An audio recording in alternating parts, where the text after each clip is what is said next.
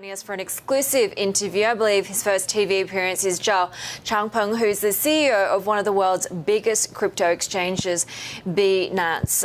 Great to have you on with us. We'll carry on with the regulatory challenge, right? Because you obviously had to relocate from China to Tokyo, where you are now, as a result of the crackdown in China. We're also just today hearing that, South Korea's government is beginning discussions on potentially a shutdown of crypto exchanges. So how much of a real kind of threat to your very existence or the existence of your business do these regulatory overtures make?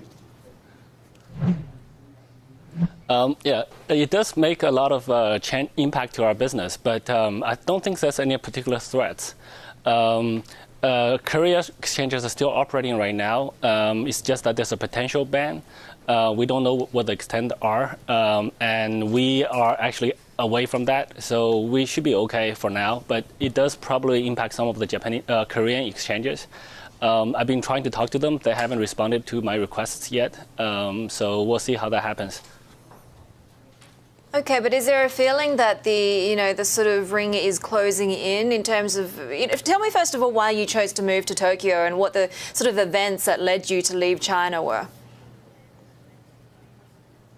Okay, so in China, it's very clear that it's no longer allowed, and the government is against it, or at least there are policies that's hinting towards against it.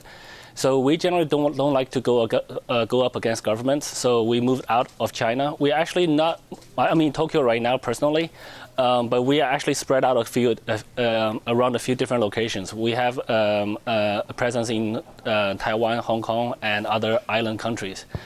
So I think basically it's a little bit tough to decide where you want to be in this kind of environment. But before it was cryptocurrency exchanges are allowed, or at least they're not allowed. But now things are becoming tighter, so we just have to play by ear and see. Okay, I mean, the demand is obviously there, right? You guys had to halt new registrations. If I'm not wrong, you've recently restarted limited registrations. Do you think you'll get to a point you'll be able to open it up again? Yes, absolutely. So the demand is extremely strong. We opened registration for an hour yesterday, and 240,000 users registered within an hour. So we're growing basically a couple million every week in terms of users. We did not expect this kind of growth, to be honest. And our current core system is actually okay. Our exchange matching engine is actually really fast. But some of the other parts we're actually not catching up, especially on customer service.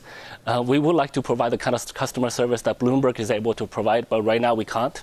So we're kind of holding a little bit, but we're actively ramping up our bottlenecks. So we're actively fixing that. So probably within a couple of weeks, we'll be able to fully open again, and we'll see how much flood comes in.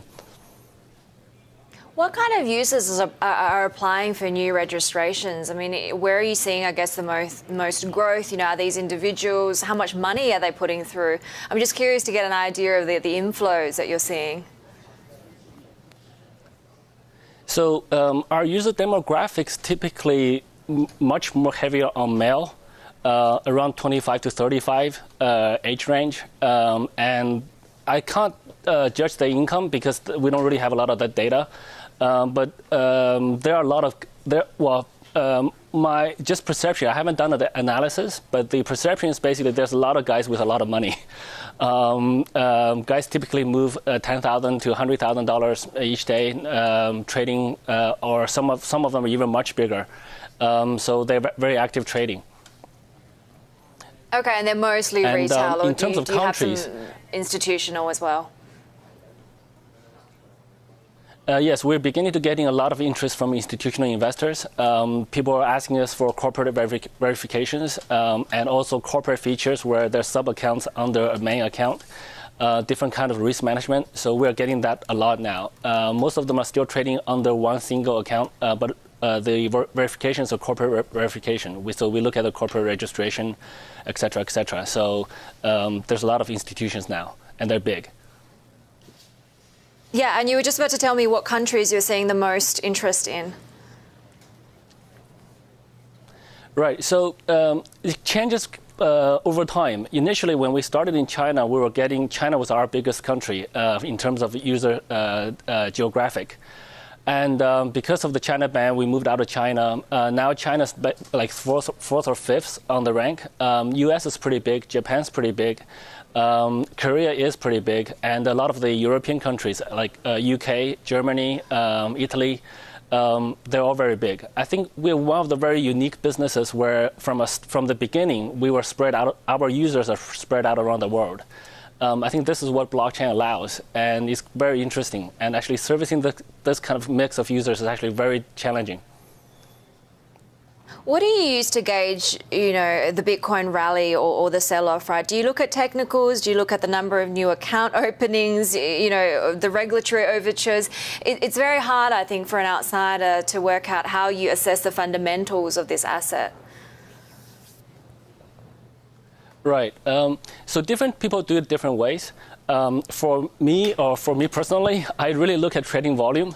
When the trading volume is high, and that means a lot more people are getting into Bitcoin or this cryptocurrency industry, usually price rise follows. When the volume shrinks a little bit, price usually declines a little bit later. And actually in itself, the Bitcoin price itself is a very accurate index of the entire industry.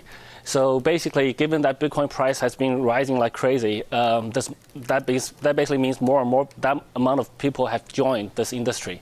So that's basically how I judge it.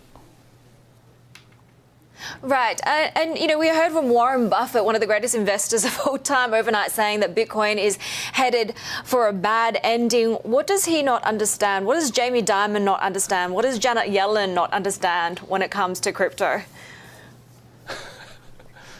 Right. So I think Jamie admitted he was wrong. And in fact, in a smaller TV interview with a local blog, I said he was wrong 2 months ago. So actually, it was good that he admitted he's wrong now. Warren Buffett is a guy I truly respect from an investment point of view. I think he knows stock investment, equity investment very well. But I do not think he understands cryptocurrency at all. So it is what it is. I still respect him in other parts of his expertise, but I think on cryptocurrency, he's making a big mistake.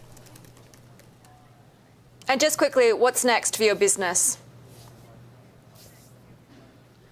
For us, so before, in 2017, our goal was to become #1 exchange in the world, but that was for the goal for 2018, but that's achieved already. So I think right now for us, we are falling behind on customer service a little bit, and we just want to keep up the good service. So I did work in Bloomberg before, and I know Bloomberg has superior service. So that's kind of the benchmark service level we want to get to. So that's really the goal now. For all of 2018, that's a very long time for us. So we can't really predict that far. We'll just have to see. It's a long time in crypto land, but yeah, it sounds like you need to set some new goals if you've already achieved your 2018 goal at the start of the year. Thank you so much for joining us, Zhao Changpeng, who's the CEO of one of the world's biggest crypto exchanges, Binance, there speaking exclusively to Bloomberg.